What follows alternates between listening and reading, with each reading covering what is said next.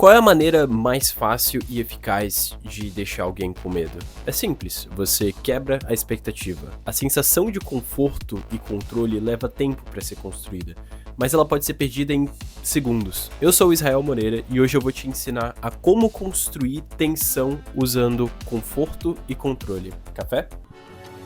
Your exercise.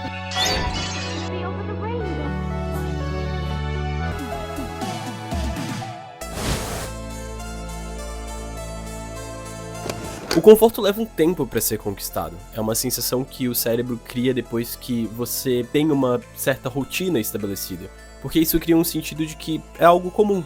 E se é comum, você conhece. E se você conhece, já fez o discernimento de se é uma ameaça ou não. E se não é uma ameaça, então pode gerar um certo conforto. Para a arquiteta e escritora britânica Jane Drill, o conforto vai além de uma simples ausência de incômodo. Ela parafraseia a ideia de que o conforto é um estado de harmonia e equilíbrio entre o indivíduo e o espaço ao seu redor. Já o controle pode ser entendido como uma forma de poder exercido sobre algo ou alguém, mas segundo Foucault, sim, eu tô pagando de intelectual e citando Foucault, essa não é a única definição de controle. Pode ser também um conjunto de mecanismos e técnicas que manifestam de maneira sutil e onipresente na sociedade. É a ideia de que o controle pode ser feito através de disciplina. A sensação de conforto e controle podem até estar ligadas, e o problema é que quando elas estão juntas, elas tornam um homem vulnerável. Imagina a seguinte situação: você tem uma nova rotina, já que agora você tá com um emprego novo. Você acorda às 6 horas da manhã, se arruma, toma café da manhã e dá um beijo na testa da sua esposa na cozinha e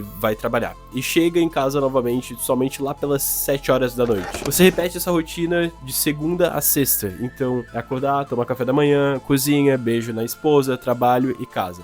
Segunda, terça, quarta, quinta e sexta. Na sexta-feira, o seu cérebro já se acostumou com essa rotina e te dá a falsa sensação de controle, porque você já sabe o que vai acontecer. A semana se repete. Segunda, terça, quarta, quinta, café da manhã, beijo na testa da esposa, trabalho e casa. Mas quando você chega na sexta-feira, a sua esposa não tá na cozinha. Essa simples alteração na sua rotina faz com que o seu cérebro te deixe muito tenso.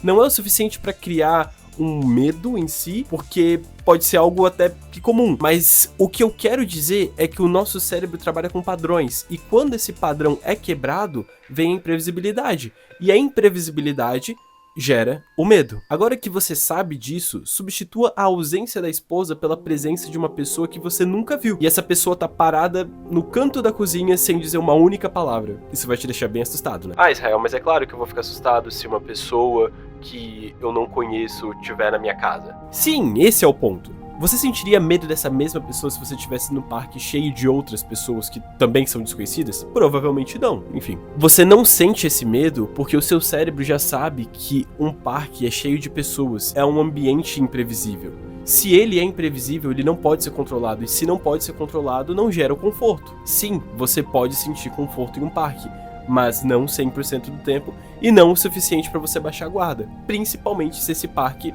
é o Ibirapuera.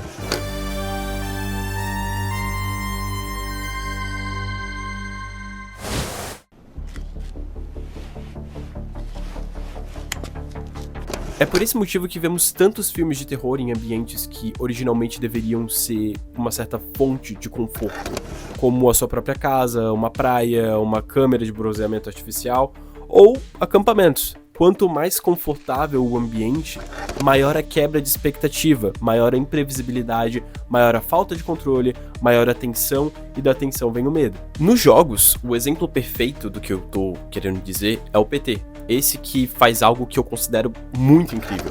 Ele te coloca em uma atmosfera completamente assustadora e faz você se acostumar com ela, já que durante o jogo inteiro você tá em uma casa assombrada vivendo um loop. Mesmo com medo, durante o tempo todo do jogo, o seu cérebro acaba se acostumando, porque apesar de um ambiente macabro, não tem nenhuma figura hostil até então, né? Só que quando o seu cérebro se acostuma, é quando o jogo finalmente brilha.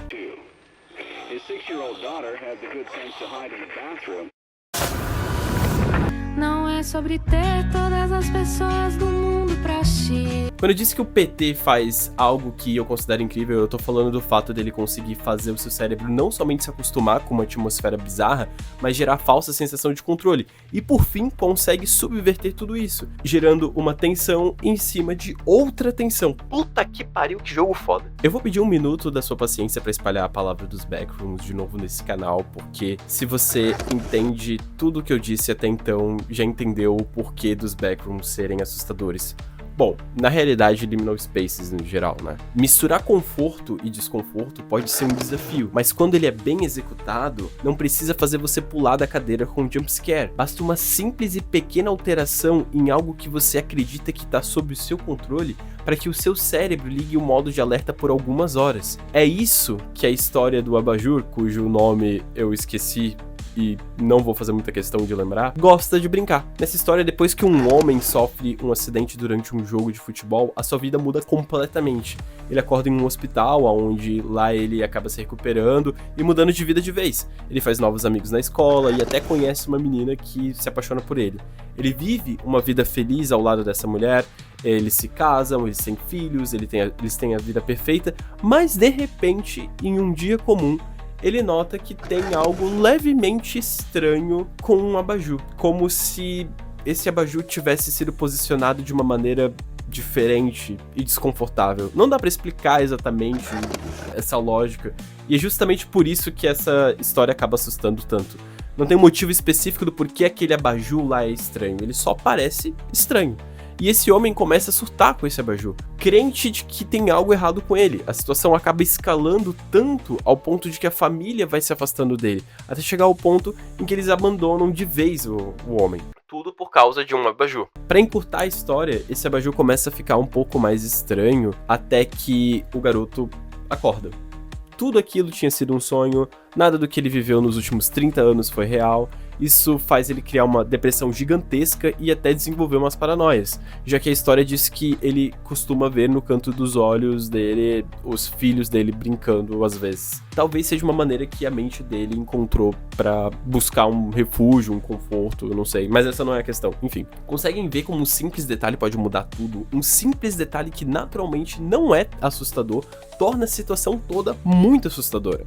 Eu gosto dessa história porque ela é um dos melhores exemplos sobre o assunto, mas no cinema isso também acontece muito. Quando você tá assistindo Hereditário pela primeira vez e ainda não sabe ao certo sobre o que é o filme. Aí você passa a ver algumas pessoas no canto da tela. Elas não estão lá fazendo nada que te deixe em estado de alerta, nem nada ameaçador, mas você fica apreensível, porque você sente algo minimamente estranho vindo de lá. E isso já é o suficiente pra quebrar a cabeça. Todo esse conceito sobre conforto e controle é algo que é muito explorado em diversos filmes e diversas obras, mas não é tão comentado assim. E eu acredito que justamente por não ser comentado é o que faz as pessoas ignorarem um pouquinho esse conceito, né? É algo meio óbvio que eu acabei de dizer, mas é a realidade. Eu acho que esse conceito em si, apesar dele ser utilizado em muitas tramas, ele não é utilizado de maneira proposital. A gente tem muitos filmes que utilizam desse tipo de conceito, mas não como ele deveria ser utilizado, e sim como um clichê.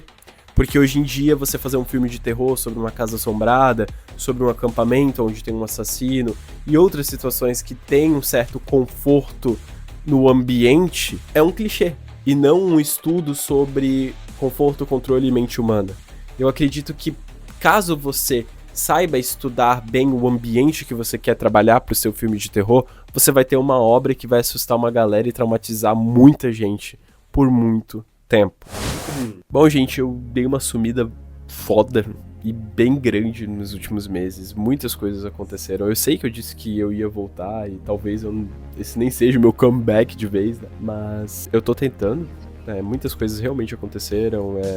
Pra encurtar toda a história, caso você tenha interesse em saber, eu fiquei extremamente desanimado com muitas coisas e tive que tomar um coquetel gigantesco de vitamina pra poder voltar ativa. Não, eu não tenho depressão, não, eu não tenho ansiedade, mas faltava muita vitamina e eu não tinha força pra fazer absolutamente nada. E agora que eu tô com esse problema praticamente resolvido, eu tô voltando aos poucos, então esperem que eu volte.